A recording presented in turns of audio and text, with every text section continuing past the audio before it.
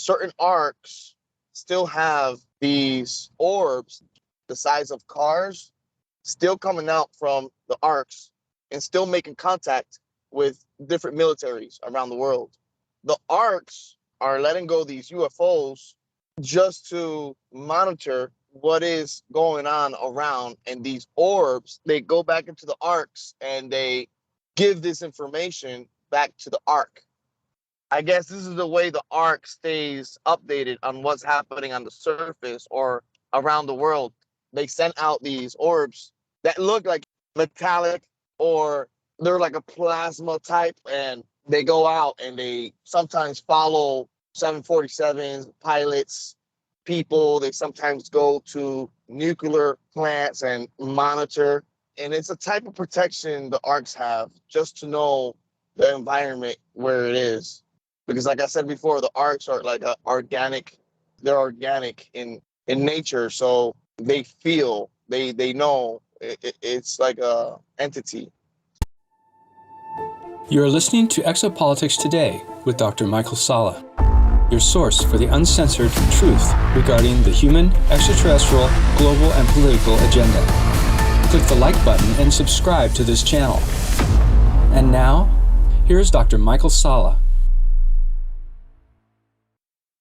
All right, I'm very pleased to have JP back on Exopolitics Today. JP, I know you have only a short period of time, so why don't you just tell us about this most recent mission you had? Well, it was in the base. It was like in a building. I got taken to a building, and it had an elevator, right? And we took an elevator. It was me and two other guys. The two other guys, they had masks. I did not see their faces. One was taller than me. The other one was a little bit shorter than me. I noticed the eyes of one of them were different from ours. It was like a yellowish eye color. And he was speaking a different language to the other guy that was next to me. And it sounded like a language that was like Greek and Italian mixed. And then we took the elevator in the base. We went down the elevator. I didn't know that this place existed. We went down, and there was like a lot of chambers, and these chambers were holding like a lot of different types of books, like a library. And they took me to aisle 10. I remember that they told me we're going to aisle 10. So we went to the aisle 10. And aisle 10 has everything that has to do with Egyptian or, Sumerian, different kind of languages and all that. So these libraries, these books, on top of every book, there's a button, right? And these buttons have different colors. And you press these buttons and it tells you what's the book about. So I was just pressing buttons left to right. And these books talked about ancient civilizations. There's books that was written by a lot of people that we never heard of. There was books there from off-world that looked like a triangle, but when you open it up, it looks like a book. So books shaped in triangles, so they could fit better in their location. So that was kind of interesting, seeing books that were made of triangles and leather type of paper. So did these books actually have some audio feature? You said once you pull it out, you would hear it. No, the audio feature is connected to what is the aisle where you're at. So you press the button, and then on top is the book itself, and it tells you about the book itself. So it will interest you more to read what the book is about. So it tells you the date the book was written, and it tells you, or the date the book was found, and it tells you what is the book about. If it's about technology, if it's about history, if it's about a certain person or extraterrestrial race. there was a section that was discovered recently, and different colors means different years of when these books were found. And every installation in the base have these type of libraries, but these libraries are books that were found in states, in their particular states, but they have other books.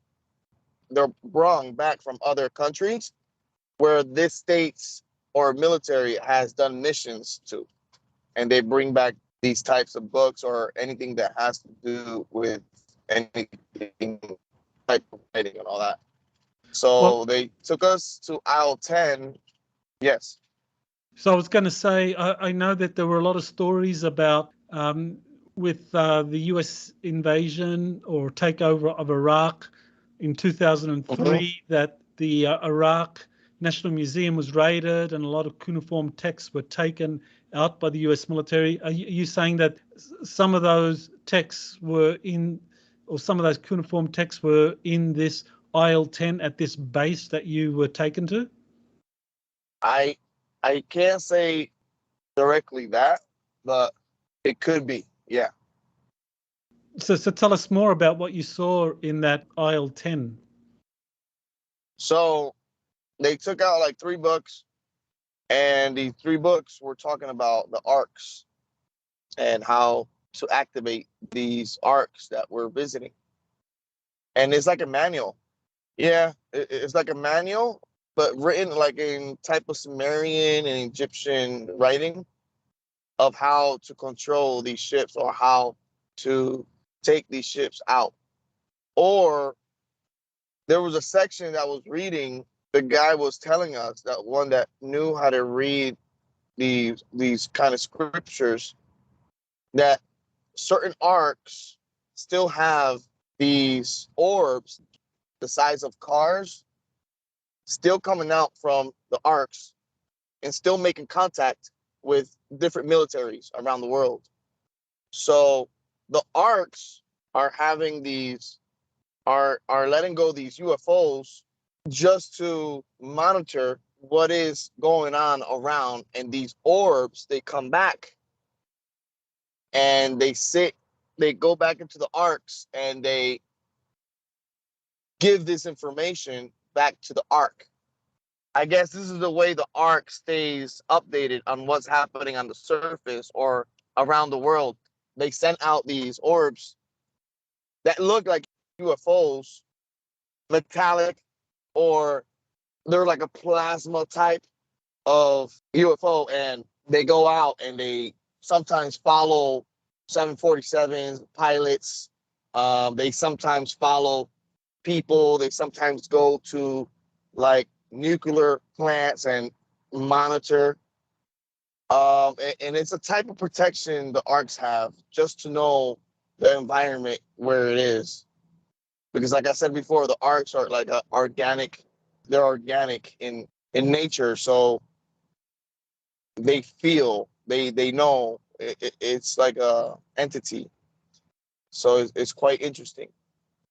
So the arcs have an organic intelligence or an AI or some kind of intelligence, and that they use these orbs to gather more intel about their environment while the arcs are dormant wherever they are, or whether on planet or off planet. Is that the situation? Yeah, that's what's happening now. And some people, oh no, these are UFO with entities inside of them. Some are UFOs with entities inside of them, but most of the UFOs that people are seeing right now, they sometimes, if they catch them, they just disappear to another dimension, or sometimes they catch them, but they can't get close to them. It could kill anybody that comes to contact to these particular orbs or craft that are connected to the arc. And sometimes they can act hostile to anything that is trying to catch them, but it's a protection mechanism. It's not that they're bad or that they are trying to harm. Is that they're trying to get back to the ark to input this information that they're capturing in different places and all that. And this is old technology. This technology is so ancient. They even send these orbs to other planets in our solar system, to the moon, just to arc. And that's how they keep communicating and keep that quantum communication going and what's happening around them, because these arcs are all connected. So it's really interesting what I found out in this library. So why did they show you that library? They showed me this library to explain what are these orbs flying around and who's controlling these orbs. So these orbs are being controlled by the arcs, but we all know who control the arcs. You know, how this is affecting how people are seeing UFOs, UAPs, whatever you want to call them. That's very interesting, because I know that the Harvard astronomer, Professor R.V. Loeb, and the head of the All-Domain Anomaly Resolution Office, Dr. Sean Kirkpatrick, have just released a paper where they talk about motherships arriving in our solar system being behind all of these small metallic orbs. So it sounds like maybe they know about this library, or they were given this similar intel. Yeah, I'm sure they know about this library, and they're letting the public know what's happening, because it is getting to a point that people are seeing them, you know, and some particular people that are chosen also, they can summon these orbs, people that have the DNA or connected to these arcs. And it's kind of interesting, because I was looking at the guy reading it, and he was looking at me, and he asked me, "Hey, you've been to these arcs, right? So what is that you feel when you go to these arcs?" I say, "I feel happiness. I feel a sense of freedom. I feel that the arc is connected." So there's people that are connected to these arcs as well as connected to these orbs, and these orbs sometimes pick up these particular people that are chosen to bring them back to the arc for them to download the information that it's out there, or inner earth, because some inner earth civilization also have beings that are connected to the arcs and also come in and out. I remember when I went to the chambers where the ant people are, I was seeing these orbs flying around and just studying certain beings and just leaving, grabbing information. We're gonna come to a point that everybody are gonna see these UAPs, UFOs, but these are really orbs and crafts that are receiving information to bring back to the ark, and people are gonna see more and more of these orbs.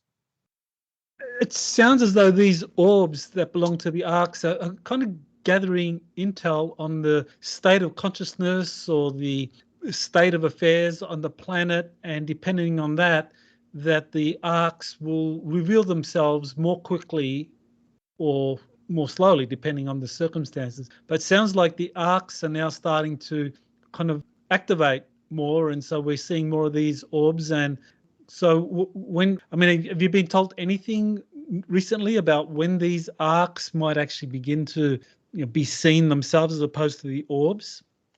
Well, something interesting that came out that this technology also has, they have the technology of mimicking other aircrafts that are flying around. So they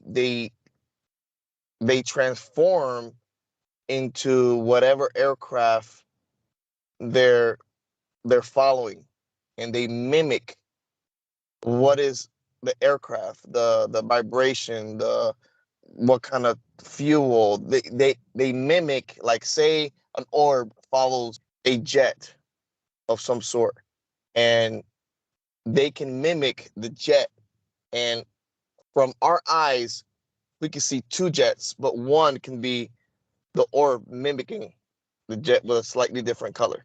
So the time is getting closer for the arcs to be revealed, because I think what's happening now, they're trying to reveal the arcs before the arcs reveal themselves.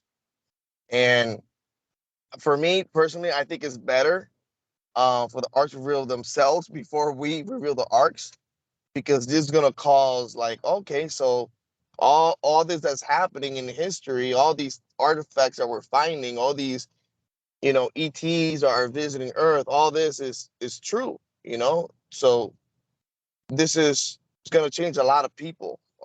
The mentality of people are going to change dramatically of what's happening. And these giants that are in these chambers, they're going to wake up as well. And that's going to shock a lot of people of how these so-called leaders will come out and how they're going to interact with the whole world. So that's happening.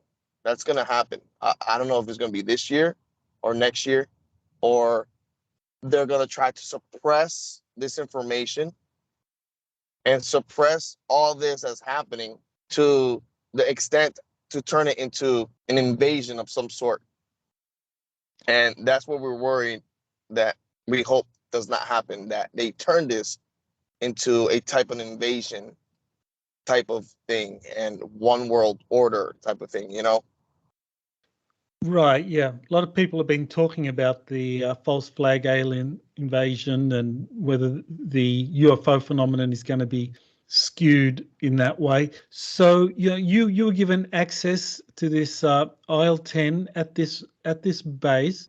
Are there any plans to allow others? I mean, for example, could I be allowed access to that facility, or do they plan to release or give permission to the archaeologists to talk about what they saw? I mean, what's their plan with all of those books that are kept in this secure place on the base? Well, the problem that's happening now is that these archaeologists are finding these books in the library. They're getting hushed. They're getting threatened, not by our government, it's not by our military, but by other people, because there's certain civilizations that they do not want to be revealed yet because of their protection. They want to be protected. They don't know how people are going to react with them coming out and all that. But I think this is something to do with world leaders instead of just one government, because everybody's into this, like this is information that is to the top. It's not that it's given out like that for any news outlet for them to give it out. And I know that this interview is going to come out. A lot of people are going to start asking questions about this, about IL-10 in this base where I went. So I know it's in a base where you visited, so it's kind of interesting. Can I just confirm that I recently visited JP and he took me to a military base and gave me a tour around and showed me some interesting buildings. And I think this building that you went to was that one that you pointed out to me that was very special. Is that correct? It wasn't that building. I see. Okay. But it was similar, yeah.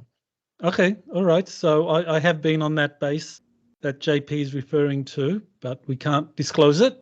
So anything else you want to say, JP? I know you only had 20 minutes. So any final words you wanted to say about this mission and recent missions to the Grand Canyon and to the, to that underground base that Jazit and the Nordics were at? Mm-hmm.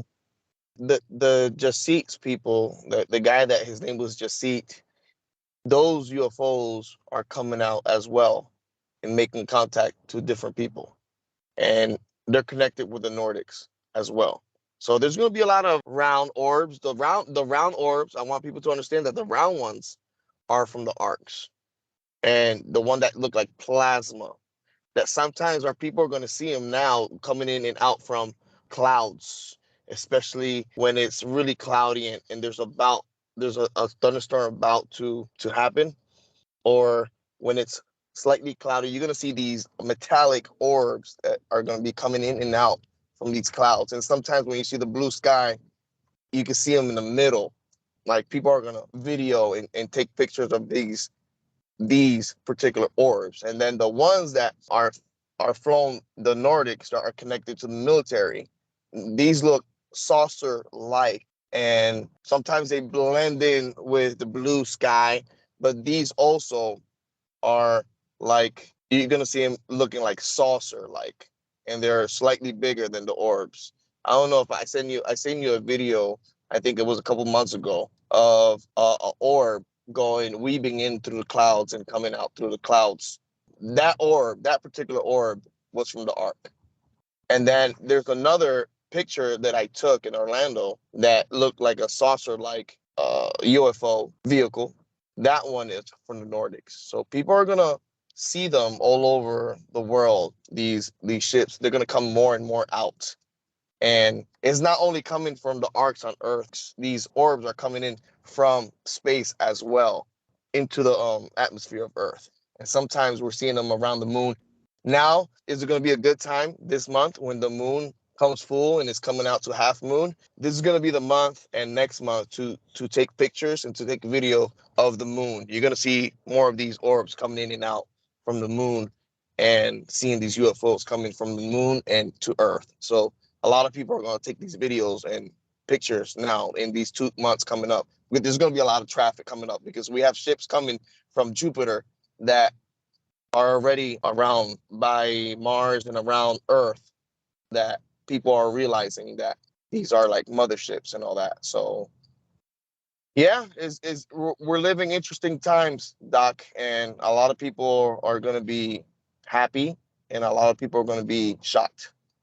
Definitely. Well, I know I want to finish up, JP, with you just kind of like explaining again for people who, the most common question I have from a lot of people is, well, if JP is active military and he's revealing all this stuff, I mean, how can he do it without being punished or stopped?